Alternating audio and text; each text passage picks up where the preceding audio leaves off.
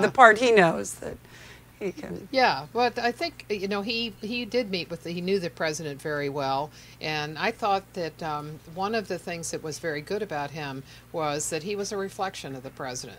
If he's a mild-mannered, easygoing person, and if he came out and he was all torqued up, it was because the president told him to do that. So not only did he say what the president wanted him to say, but he would say it in the way that the president wanted it said.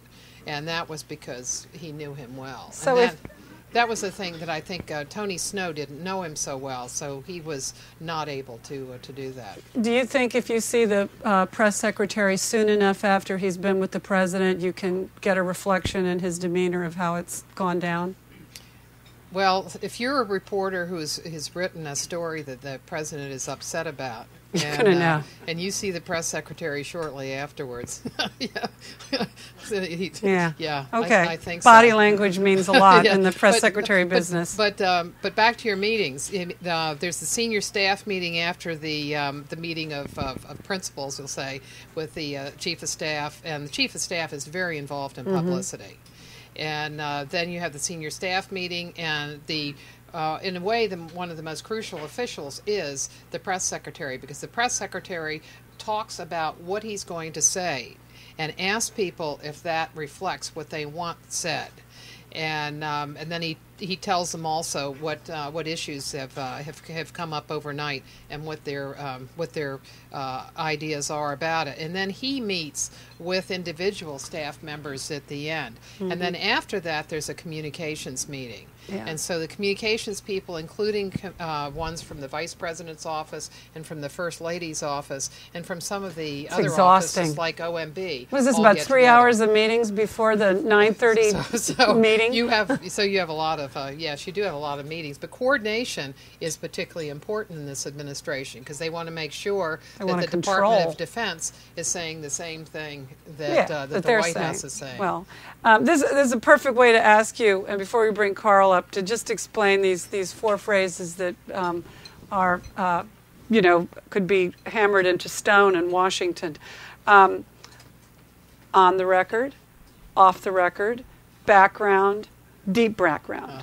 Can you break those down? Okay. On the record is when you're speaking with an official and you can use whatever they say. And usually you can use the voice, the audio, as well as the record.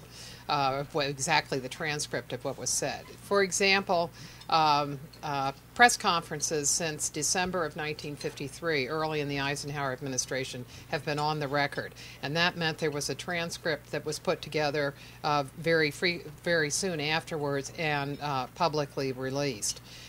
Before that, press conferences were off the record, which meant that reporters couldn't use what was there unless the president gave his permission or the press secretary gave his permission for the person to use something. And sometimes they would try to get something on the record. But the difference it meant was that if the president saw that he had said something that was going to get himself in trouble, then he could go back and say, well, let's negotiate this. Truman had on the record and put it off the record. Truman had a blistering comment about Senator McCarthy, and so one of the he said he was the best friend that the Soviets had.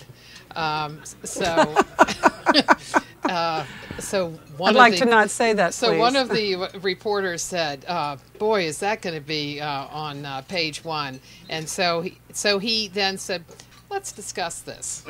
And so he went back and he just pulled all of the heat. And it's sort of the same with background and deep background, right? So background is when an official comes out. So sometimes, like somebody like Steve Hadley, who's a national security advisor, will come out and give a reading of a meeting or talk about meetings that are to be held in the future. And what he's trying to do is give reporters information on what the issues are going to be, rather than making statements for the administration. So the reporter will say, a senior administration official said. And often the person will, or the press official who is introducing, who's ever doing a background briefing, will say, the official is to be cited as. But every now and then, somebody in a question will put the person's name in and say, "Well, Steve, da da da da." Yeah, that's wonderful to read the transcript. And then, so it is funny that they come. I don't think they do. And this sort of all went off the rails with Valerie Plame, right? I mean, it's, that's when all those scenarios didn't work. Well, the last one. Let's see. We have deep background is when is that where the Valerie Plame thing went? We would have, say, an official would say, I want to be known not as a White House official, but as an administration official. Yeah. And you might want to do that, the administration might want to do that, say, on a foreign policy statement, rather than saying the White House, i.e. the president, has said this, somebody in the administration said it. So it could be, it's not as, it's kind but of in your book, you're the only person I've read to this point who put the entire Valerie Plame episode into one succinct paragraph. that it really just came down to who talked to whom when and how they attributed it, and because that was a very good example of all those little secret codes and deals and relationships. Yeah. In fact, some of them were surprising. The part with Judith Miller I thought was surprising, where Scooter Libby wanted to be cited as a former Hill staffer, and on deep background, right, or background. I asked people who were in the basement where I sit whether that surprised them. Everybody I've talked to said that it surprised them, that it was not something that they would do. And they were surprised that somebody at the New York Times would have been willing to do it. What's it like to be a scholar in the White House? It's great. Do they think of you as a foreign invader? No, I don't think so. I think both sides perhaps regard me as something of a resource. Is there anybody else like you there?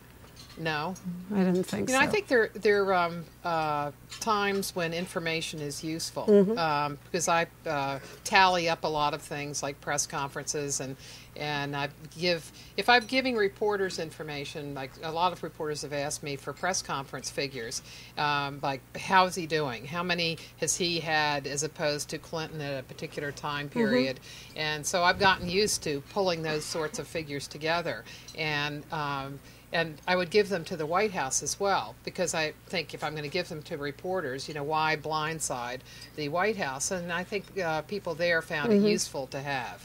And sometimes it's dealing with both sides. Recently there was a discussion between the press office and reporters about the number of short question and answer sessions the president had and whether they had fallen off. And so I gave the figures to both sides because I have it for each year starting in 2001, and I have it for all of the Clinton years, so that they would have a base to talk from.